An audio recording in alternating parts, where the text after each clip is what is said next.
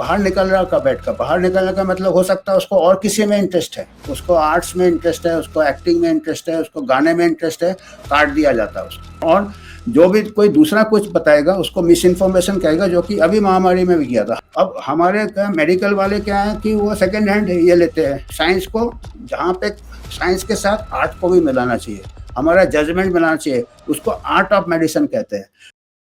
नमस्कार, मैं प्रोफेसर अमिताभ बनर्जी, मैं यूएचओ का चेयरपर्सन हूँ। मैं तकरीबन 50 साल हो गए मेरे को इस चिकित्सा प्रोफेशन में प्रैक्टिस किया, फिर टीचिंग किया, फिर उतार चढ़ाव देखे। और आज मैं क्यूआई प्लेटफॉर्म से, जो हमारे मीडिया पार्टनर है, एक मैं किताब पढ़ रहा था। उसमें मैं किताब पढ़ते पढ़ते मेरे को लगा कि हमारा मेडिकल प्रोफेशन भी क्या उस दिशा में जा रहा है। ये किताब है, मेरे हाथ में है, ये जरा बेड ऑफ प्रोक्रास्टस, ये अभी थोड़ा मुश्किल है बोलना, पर ये नाम है प्रोक्रास्टस। ये निकोलस तालेब ने ये किताब, एक प्रकार से किताब क्या है, इसमें एक जो माइथोलॉजी है, पुरानी कहानियां जो होती थी, ग्रीक माइथोलॉजी है, उसमें से एक पहला चैप्टर उसने बताया कि ये बेड ऑफ प्रोक्रास्टस का मतलब क्या है। और फिर पूरे किताब क्या है, दो दो चार चार लाइन दोहे हैं, ये दो दो लाइन में कन्वे करता है कि आजकल जितना टेक्नोलॉजी एडवांस हो रहा है, हम टेक्नोलॉजी पहले बना लेते हैं, उसके बाद आदमी को उसमें फिट करते हैं। पहले आदमी जब डेवलप हुआ था, एवोल्यूशन हुआ था, तो आदमी फ्री होता था, पर जैसे जैसे टेक्नोलॉजी के बंधन में फंसे जा रहा है, तो पहले मैं थोड़ा सा आपको बताऊंगा इसका वो मतलब क्या है बेड ऑफ प्रोक्रास्टस का, जैसे कि पुराने ग्रीक माइथोलॉजी में दिया है। उसमें क्या था कि ये ऊपर दिख रहा है आपको, एक एक प्रोक्रास्टस एक ग्रीक माइथोलॉजी में एक कैरेक्टर था, जो कि एक बहुत बड़ा उसके पास हवेली था, और कोई भी मुसाफिर निकलता था उसको वो काफी अच्छे से देखभाल करता था, खिलाता था, डिनर देता था। और बाद में उसके पास एक लोहे का पलंग था, बिस्तर था, जो कि काफी एक ही ऐसा बिस्तर था, उसमें उसको सुलाता था। डिनर के बाद उसको वहां ले जाता था बेडरूम में, और वो मुसाफिर को उसी बिस्तर में फिट होना पड़ता था, मतलब जैसे तैसे उसी बिस्तर से फिट होना है। और जो बिस्तर था वो लोहे का था, उसमें अगर वो मुसाफिर बिस्तर से छोटा होता था तो दोनों तरफ से उसको खिंचवाता था, स्ट्रेच करता था कि वो पूरा फिट होना चाहिए। अगर वो लंबा आदमी होता था, उसका पैर बाहर आ रहा है, सिर बाहर आ रहा है, तो उसको वो काट देता था। तो उसको उसका ये था कि बिस्तर परफेक्ट उसी में फिट होना चाहिए। तो अभी इसका ये देते हुए, इसका एक प्रकार से मुहावरा देते हुए, इन्होंने ऐसे कई चीजें लिखी है। पहला ही पढ़ने में मैंने देखा, पहला या दूसरा पढ़ने में लिखा है कि आजकल का जो फार्मास्यूटिकल कंपनीज है, अभी ऐसे देखिए इसी का आजकल बात हो रहा है, वो बेटर एट इन्वेंटिंग डिजीज। वो कह रहे हैं कि दवाई पहले बन जाता है, that match existing drugs rather than inventing drugs to match the disease. बीमारी जो है वो बारे में सोच नहीं थे, जब उनके पास दवाइयाँ है, और अभी दवाइयाँ तो है, फिर वो बीमारी को सोचते हैं कि कौन सा बीमारी लाए कि हमारा दवाई। तो एक ऐसा आ गया मेरे को, तो ऐसे मैं देखा कि ये तो एक लाइन दिया है, पर हमारा अभी हर जगह, हमको तो मेडिकल प्रोफेशन में हूँ तो मैं इसको ज़्यादा महसूस कर रहा हूँ। अभी मैं तो देख रहा हूँ कि मेडिकल प्रोक्रास्टस जब से वो मेडिकल स्टूडेंट होने के पहले से चालू हो जाता है, इसके लिए बिस्तर बन जाता है बेड ऑफ प्रोक्रास्टस। जैसे कैसे होता है कि आपको मालूम है कि आज के तारीख में हमारे देश में या हमारे समाज में हर माँ बाप, बच्चा बड़ा होता है, हाई स्कूल में जाता है, तो सबसे पहला ये रहता है कि वो उसके लिए बिस्तर आगे बन जाता है हायर स्टडीज में। बेड ऑफ प्रोक्रास्टस मतलब वो मेडिकल या इंजीनियरिंग में जाएगा, मेडिकल नंबर 1 है, हमको तो मेडिकल का आते हैं, हमारे पास है स्टूडेंट, फिर उसके लिए वो बच्चे का इंटरेस्ट नहीं होगा जाने के लिए मेडिकल में, उसमें उसको शायद और कोई इंटरेस्ट होगा, क्योंकि मैं मेडिकल टीचर रहा 30-40 साल, तो मेरे को मालूम है, बच्चे खुद बोलते हैं मेरे पेरेंट्स ने भेजा मेरे को, तो और किसी में इंटरेस्ट है। सब नहीं बोलते, कुछ लोग बोलते हैं। तो उसके लिए पहले बन जाता है बच्चे को अगर इंटरेस्ट नहीं हो तो फिर उसको कोचिंग में भेजा जाता है, कोचिंग में उसको खींचा जाता है। अगर उसका लेवल कम है तो खींच के जैसे तैसे वो बेड में फिट होना चाहिए, मेडिकल एजुकेशन के बेड में। बड़ा होगा, उसको अगर बाहर निकल रहा का बेड का, बाहर निकलने का मतलब हो सकता है उसको और किसी में इंटरेस्ट है, उसको आर्ट्स में इंटरेस्ट है, उसको एक्टिंग में इंटरेस्ट है, उसको गाने में इंटरेस्ट है, काट दिया जाता है उसको। तो अगर वो बिस्तर के, उसको बस उसी बेड में फिट होना है, आपको मेडिसिन पढ़ना है, कम होगा तो कोचिंग में खींचो, इधर उधर का इंटरेस्ट है, गाने का, ड्रामा का, क्रिकेट का, स्पोर्ट्स का, तो उसको काट दो। तो बेड ऑफ प्रोक्रेस्टिनेशन तब से चालू हो जाता है।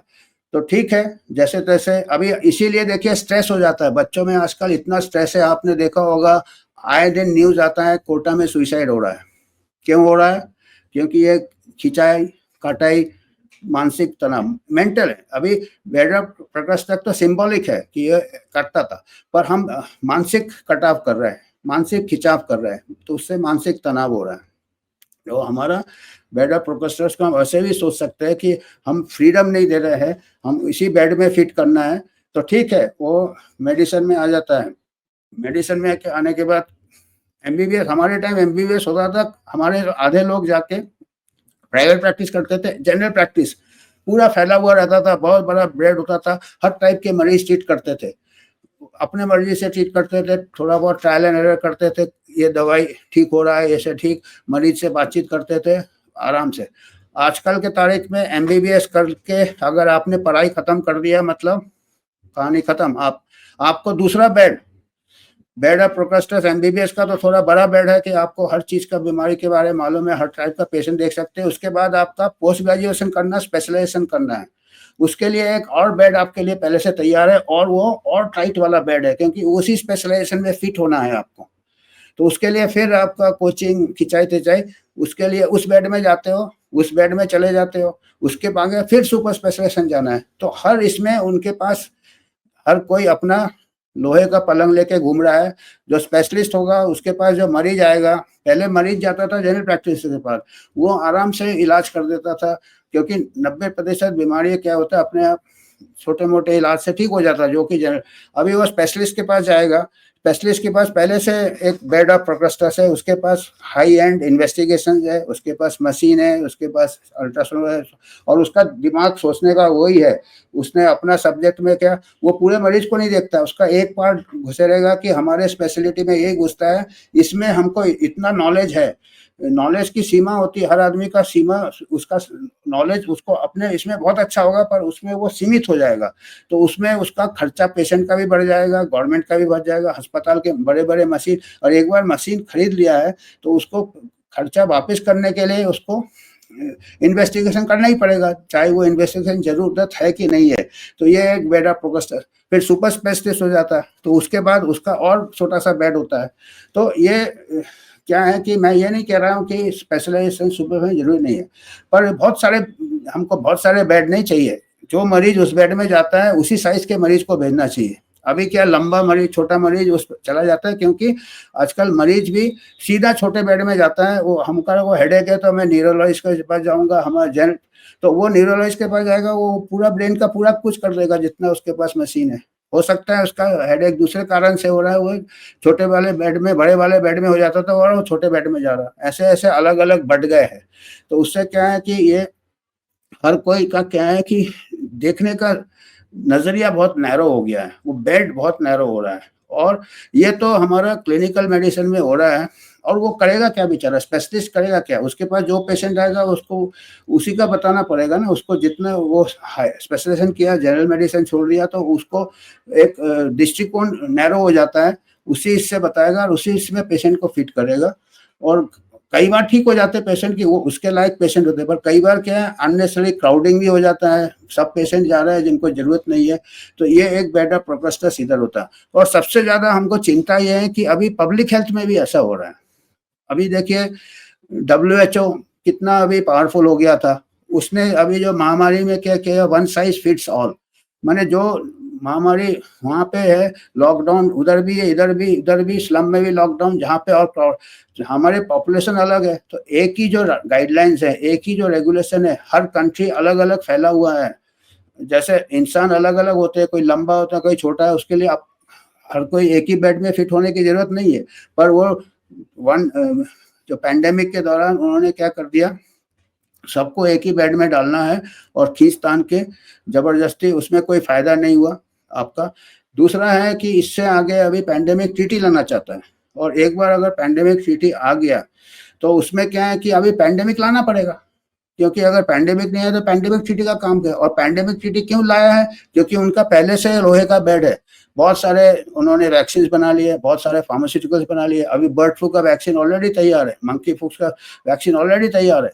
तो अगर वो मंकी पॉक्स नहीं लाएंगे, बर्ड फ्लू नहीं लाएंगे, तो वो वैक्सीन वेस्ट जाएगा। तो बेड पहले से तैयार है उनका। तो इसलिए ये उसके बाद अभी और क्या है, वन पैंडेमिक ट्रीटी, उसमें सबको उसी बेड में फिट करेंगे। कहीं भी महामारी होगा, चीटी में दिया है, सब जगह एक ही है, हर कंट्री को फॉलो करना पड़ेगा। हर जो गाइडलाइन WHO देगा, उसी गाइडलाइन में चलना पड़ेगा। ज़बरदस्ती आपके घर में जांच किया जाएगा, आपको टीका दिया जाएगा, आपको आइसोलेट किया जाएगा या अस्पताल में भर्ती कर दिया जाएगा। ये पैंडेमिक ट्रीटी में है।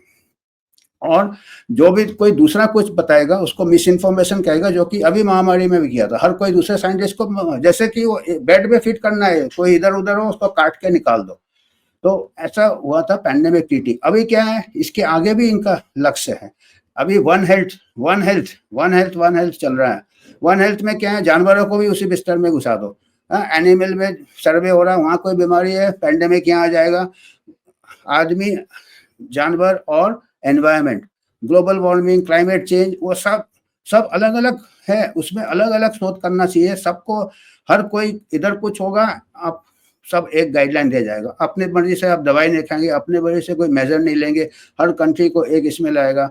तो ये और नैरो हो रहा है, इसलिए हमको ये, और सबसे ये क्या है कि ये जो बेड ऑफ प्रोक्रेस्टस चलता है, इसकी जरूरत कहाँ है?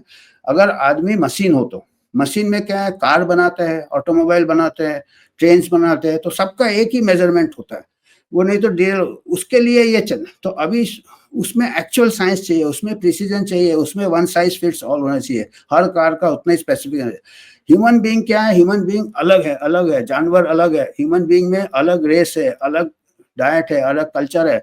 तो ये जो मैकेनिकल मॉडल है ना, जो उसको मैकेनिकल मॉडल का क्या है, उसका नींव क्या है, बेड ऑफ प्रोक्रेस्टस। वो मैकेनिकल मशीन का प्रिसीजन होना है, इसीलिए उसका जरूरत है बेड ऑफ प्रोक्रेस्टस, जहाँ पे आपका मशीन है, नहीं तो रेलगाड़ी निकल जाएगा पटरी से। अब हमारे क्या मेडिकल वाले क्या है कि वो सेकेंड हैंड ये लेते हैं साइंस को, जहाँ पे साइंस के साथ आर्ट को भी मिलाना चाहिए, हमारा जजमेंट बनाना चाहिए, उसको आर्ट ऑफ मेडिसिन कहते हैं।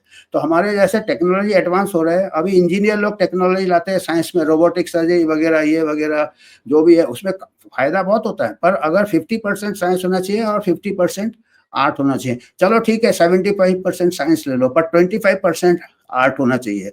अगर अभी क्या हो रहा है, 99% साइंस ला रहे हैं, आर्ट 1% भी शायद नहीं है। तो उससे क्या हो रहा है कि हमारे जो ये सबको एक साइज में, ह्यूमन बीइंग को नहीं कर सकते। ये फर्क है प्योर साइंस में और प्रैक्टिस ऑफ मेडिसिन में, मेडिकल एजुकेशन में। तो मेरे को यही था, ये बात सोचने की है, सबको सोचना चाहिए, पेशेंट को भी सोचना चाहिए, डॉक्टर को भी सोचना चाहिए, पॉलिसी मेकर्स को भी सोचना चाहिए, गवर्नमेंट को और मेडिकल एजुकेशन वाले को भी सोचना चाहिए, जो मेडिकल एजुकेशन के ये सिलेबस बनाते हैं। तो आज मेरे को यही मैसेज देना था। धन्यवाद।